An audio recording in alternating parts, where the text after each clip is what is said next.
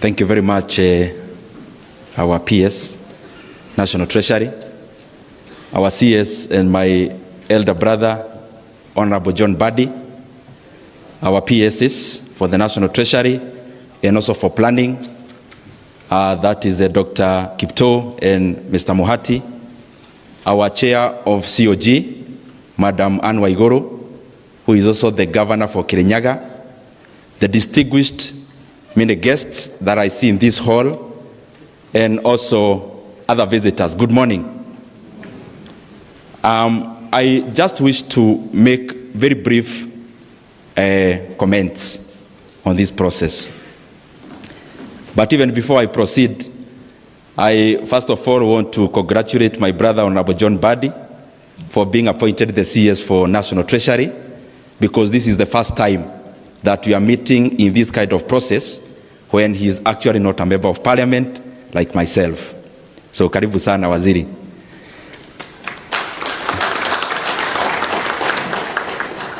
We have met here before, and the previous session we actually met in the Kenya School of Monetary Studies on the initiation of this process of budget making.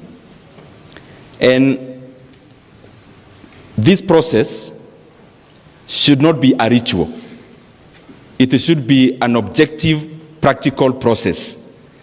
Because most of what then happens in the year, in the culmination of the CS giving the highlights in the National Assembly, and also the assent of the appropriations bill by the President, the beginning of that journey is actually today. Many times we get people coming at the wee hours of the night, in quotes, in the budget making process to come to canvass for resources. Unfortunately, it's always very late, because we need to take this process with the weight it deserves, especially at the beginning, other than coming when the process is almost complete, when we get a lot of phone calls with the PS and of course with the CS, with the accounting officers canvassing for resources. But I also want to give just a few pointers. One, I live in Kenya, yes, and we see that we deserve to do more as leaders, and especially insofar as the Kenyan people are concerned. And that is what we should do more.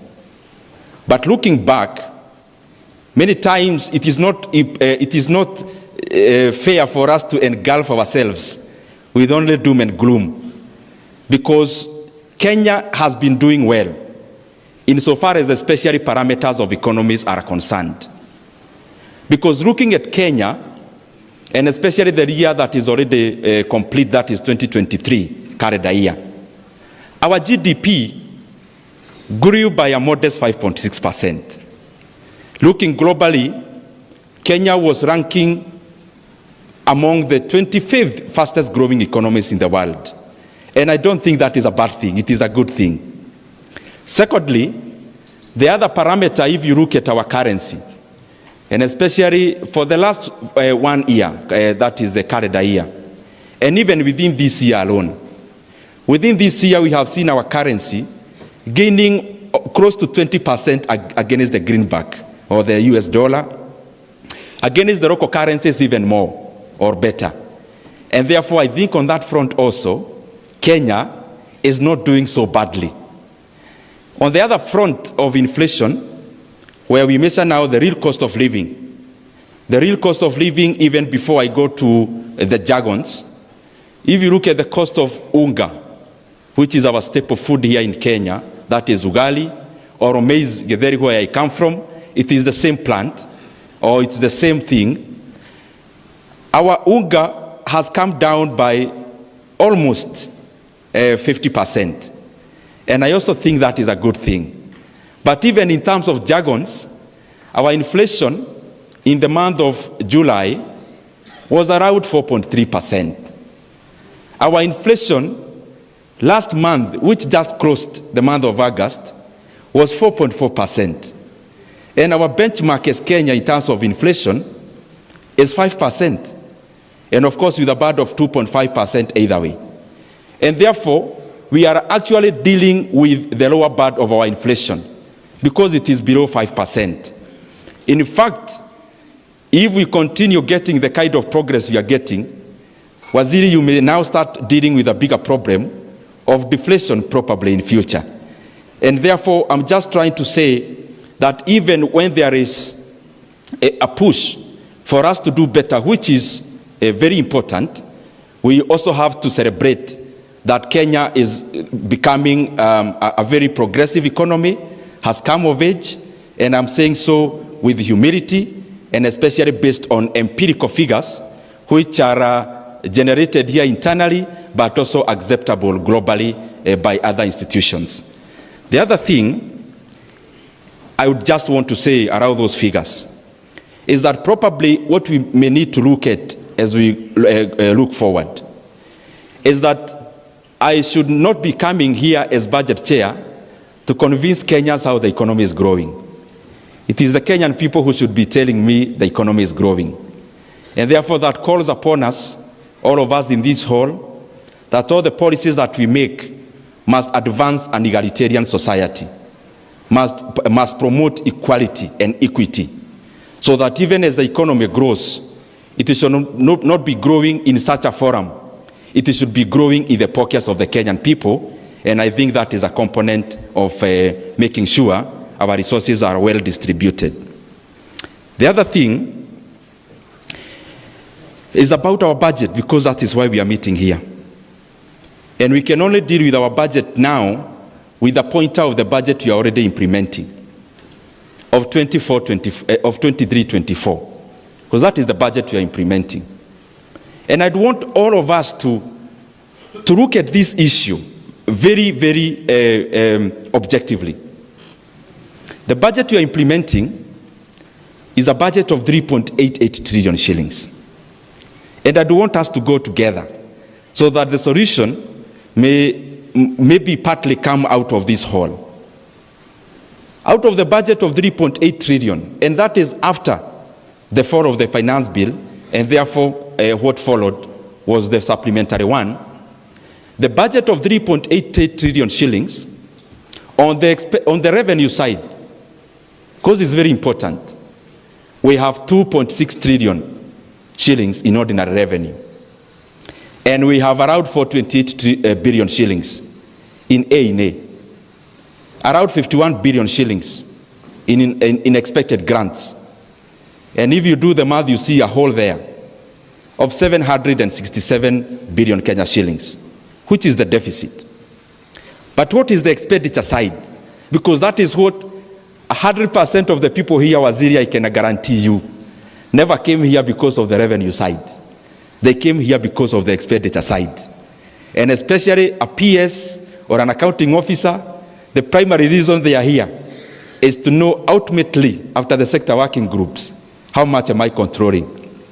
But then, in the entirety of it, on the expenditure side, 2.2 trillion shillings is going to national government expenditure, which out of that, around 1.59 trillion shillings is recurrent. And I'm not just mentioning these figures, there is a reason. Out of that then, 641 billion shillings is development. 641. 410 billion shillings is the reason why the chair of the COG is here. It is going to our counties as equitable share. Now, the elephant in the room, 1.23 trillion shillings is CFS, Consolidated Fund Service. What is it? Can you imagine, my colleagues, dear Kenyans, out of that 1.23 trillion Kenya shillings, 1.008 trillion is money that is evaporating in the thin air because it is payment of interest rates out of our financial obligations. So even as we come and read a huge budget, it is imperative for us to know that even what we read, some of it actually never reaches the sharing table. It goes into the payments of the expenditure already incurred in previous years. And therefore, as we come here sharpening our knives, as accounting officers, on the portion we are going to cut. That is the real situation of our budget making process now. And the unfortunate bit is that even out of the figures that I've read, 68 billion shillings is actually carryovers. Money that we had to pay last year and never managed to pay.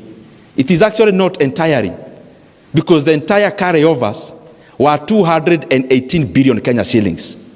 We are only carrying over this financial year now that we are implementing from last. We have only carried over 68 billion Kenya shillings, primarily monies for counties, CDF, and of course pensions. And therefore, that calls for some retrospection. Now, I don't want to belabor the point, but I want to say this because I don't want to take very long. Waziri, many times the things that divide us as a country, whether in terms of the levels of government or the cross sections of our country, is on how we share resources. One thing that is very divisive in this country is how do we share resources. And that is almost unfolding, by the way, out of the CRA formula on equitable share to our counties. But I always think that even as we fight for how we share, the bigger fight should be on how we bake. Our Constitution of Kenya, this is a paradox, is very forthright and eloquent about how resources should be shared in a manner that is equitable and in a manner that is to promote growth across our country. But the entire Constitution of Kenya has no sentence about the GDP of Kenya. Neither do we have any mention about the revenues of our country. And I keep wondering, probably the fabric of our country. Probably we need, therefore, to also look inward, that even as we expend our energy on who gets what, probably we are chasing after a rabbit. Maybe we can come together and put our minds together as Kenyans, and probably there is an antelope in the forest that we should go there and get.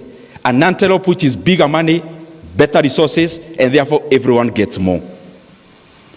And the reason I'm saying that, Kenya revenue to GDP ratio is 14% only. That with the economy projected of 18 trillion, the monies that I have read to the ordinary revenue is only a representation of 14% only. But these are complicated figures. Let me bring them home. The same revenue to GDP ratio in the economies that are very advanced, like OECD countries, is 34%. But those are far away. Let me come to our continent. South Africa is around 25%. Meaning, if we collected revenue the same way South Africa is collecting, this financial year, we will be collecting 4.5 trillion Kenya shillings as revenue in our country. And therefore, it means we will not be borrowing a single shilling. We will actually be retiring debts previously borrowed. But what is it that makes us therefore not correct? Maybe that's a burden I want to hand over to my brother, the CS. He will tell us. But probably part of the reason is that our economy is hugely informal. And therefore, that is some work to be done by the National Treasury and the KRA, so that everyone contributes their fair share. That if we were collecting revenue in South Africa, we will be collecting 4.5 trillion Kenya shillings. We will spend all the money we have budgeted for, and mwisho wa mwaka tuitisha wa Kenya namba ya simu tuwatumie M-Pesa out of our surplus. That is the way it is. As I come to the conclusion, I am an optimistic Kenyan, partly because the factors within our country, God has favored us greatly, because our fiscal policies have worked around agriculture. That is why even our food prices have come down. But I'm also more optimistic with Kenya being part of the global economy. And, economics, we say there is nothing absolutely true. It depends with the theory that you are looking at. When I see some jitters in the US about an impeding or issues around the economy, I don't want to be very brutal, that could happen, and especially triggered by the figures around unemployment rates. An impeding recession. As a Kenyan, unfortunately, for our brothers in the US, I think I smile. Because part of the reason why we are where we are in Kenya and the global south is because the US got a lot of inflation out of the COVID money. And therefore they have had to raise the Fed rate for so many times, 11 times consecutively. And they are still very rigid to ease up. So when I see some inflation, some recession fears, I am a bit happy myself, because a fear of recession can only be handled by lowering interest rates. And when the US Fed lowers interest rates, I think I become happier, because when we ease up the monetary policy around the globe, and we ease up the monetary policy locally, therefore credit will be more accessible, even government borrowing will be cheaper, and I think we'll be getting out of the situation we are in at a much faster rate. Otherwise, I just want to request, as I conclude, that we must endeavor to implement our budget conclusively, and especially National Treasury. Please make sure the budget that we make is not for papers. It is a budget that must be implemented.